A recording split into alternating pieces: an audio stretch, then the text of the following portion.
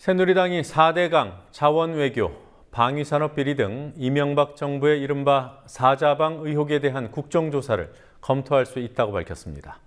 여야 합의문에 국정조사 검토 문구를 담는 데 오늘 처음으로 동의했습니다. 새정치민주연합은 이명박 전 대통령과 이상득 전 의원, 최경환 현 경제부총리 등 자원외교 실패 5인방을 청문회에도 불러야 한다고 요구했습니다. 가계부채 폭증이 심각한 상황이지만 정홍원 국무총리는 국회 대정부 질문에서 이 문제에 대한 기본적인 물음에도 답하지 못했습니다. 정치권 취재하고 있는 PD 연결해서 알아보겠습니다. 권현주 PD. 네, 권현주입니다. 네. 자, 먼저 사자방 비리, 4대강 비리 그리고 자원외교 실패, 방위산업 비리 이 의혹들에 대한 새정치민주연합의 국정조사 요구에 새누리당이 긍정적인 입장을 밝힌 겁니까? 네, 새정치민주연합이 오늘 여야 원내대표 주례회동에서 사자방 국정조사를 강하게 요구했고 이에 새누리당은 검토하기로 했다고 우윤근 민주연합 원내대표가 밝혔습니다.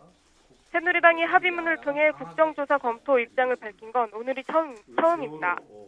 김재원 새누리당 원내수석 부대표는 세동훈 기자들과 만나 방산 비리에 대해서는 국정조사보다 검찰에서 수사해야 할 사안이라고 말하면서도 4대강과 자원외교 문제에 대해서는 간단한 사안은 아니라고 생각한다며 국정조사를 수용할 여지를 남겼습니다.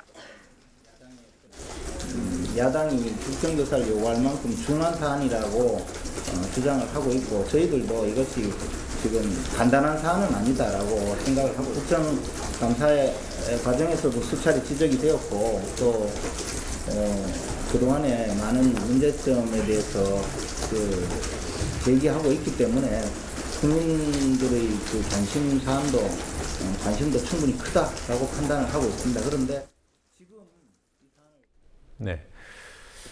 자, 여당이 사자방 국조를 받으면 야당은 공무원 연금 개편안에 협조할 것이다. 이런 이른바 빅딜설이 있지 않았습니까? 이 부분은 어떻게 되는 겁니까?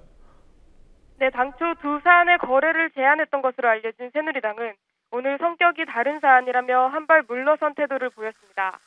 김재원 새누리당 원내수석 부대표는 주례회동 후 사자방 국조와 공무원 연금 개편안의 연계 처리 여부를 묻는 질문에 양쪽 성격이 다르다고 이미 야당 원내대표가 말했다며 저희들도 둘 자체가 전혀 다른 성격의 사안이라고 본다고 말했습니다. 안규백 민주연합 원내수석 부대표는 사자방 문제는 공무원 연금의 성격, 현황과 다르기 때문에 연계해서는 안 된다는 입장을 재확인했습니다.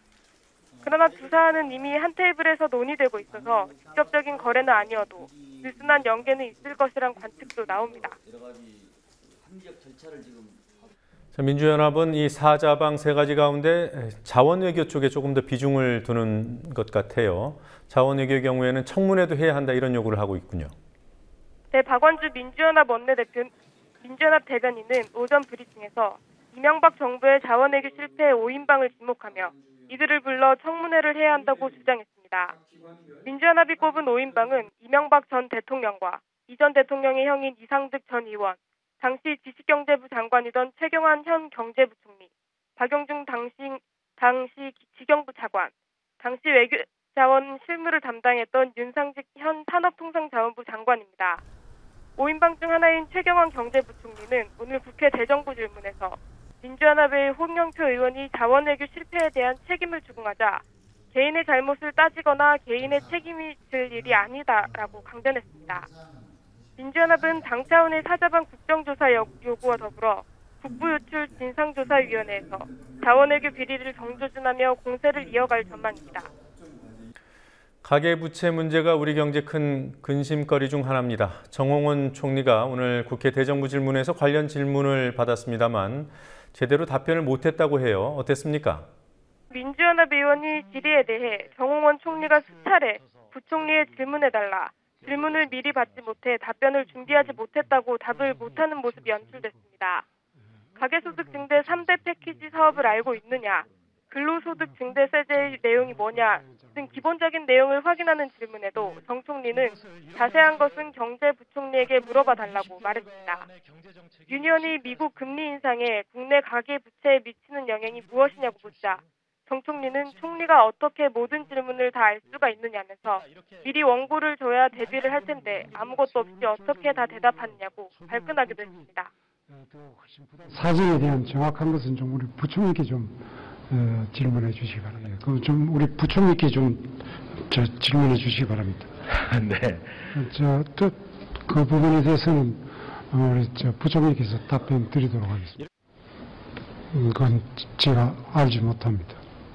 그 어떻게 총리가 그걸 다 할 수가 있습니까? 그리고 그 질문을 하시면은 원고를 주셔야지 대비를 할 거 아닙니까? 아무것도 없이 어떻게 그걸 합니까? 그 부총리에게 좀 답변할 기회를 주십시오. 그 일방적으로 그걸 하지 마시고. 예.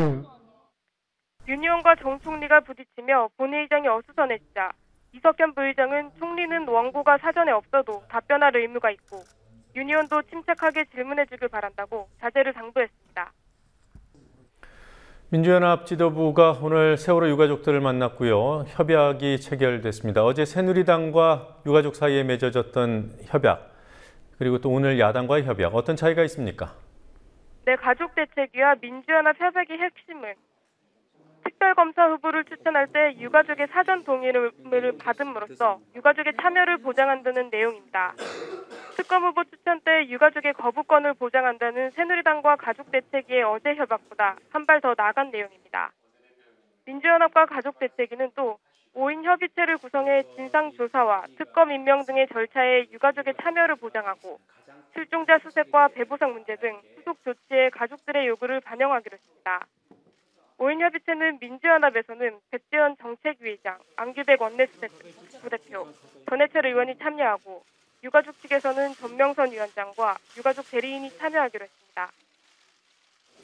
현재까지의 그 가족대책위의 세월호 우리 유가족들의 법안보다는 다소 미흡함이 많이 있습니다. 앞으로 이 참사의 특별 법안을 토대로 해서 대한민국이 진실규명과 안전한 사회 건설을 위한 그런 제대로 된 특별 법안이 만들어져서 국민들과 저희 유가족들 그리고 이 법안을 진상규명이 제대로 될 때까지 끝까지 여야 의원들께서는 최선을 다해서 임해주기를 부탁드립니다. 우윤근 원내대표도 세월호법의 내용이 미흡하다는 점을 인정하면서도 국민과의 약속이라는 마음으로 임하겠다고 강조했습니다. 새누리당 김태호 최고위원이 결국 사퇴 선언을 번복했습니다. 12일 만이죠? 네, 그렇습니다. 김태호 최고위원은 복귀 기자회견에서 당의 혁신과 쇄신, 변화를 위해서는 지도부에 남아 더 강력하게 앞장서 달라는 요청을 더 이상 외면할 수 없었다고 말했습니다. 김 최고위원은 지난달 23일 소위 경제활성화 법안을 통과시킨 후 개헌을 추진해야 하지만 개헌 얘기만 많다며 최고위원 사퇴를 선언한 바 있습니다. 그러나 사퇴 명분이 모호하다는 지적이 나왔고 오늘 복귀 선언도 복귀는 절대 없다던 입장을 뒤집는 것이어서 정치적으로 잃은 게 더 많은 행동이었다는 평이 나옵니다. 그런 비판을 의식한 듯 김 최고위원은 오늘 꼼수를 쓰거나 계산해 행동하지는 않았다고 강조했는데요. 이어지는 발언 들어보시겠습니다. 실천이 따르지 않는 책임은 변명일 뿐입니다. 저의 사퇴를 두고 적극적이다, 돌발적이다 라는 비판이 있었습니다. 그것은 절대 아닙니다. 민주연합은 하루하루 살아가기 팍팍한 국민은 김 의원의 자충우돌 사퇴쇼엔 관심이 없지만 집권 여당 최고위원 한 사람의 가벼운 처신을 지켜보는 국민은 한숨만 나온다고 논평했습니다. 지금까지 국민TV 뉴스 권현주입니다.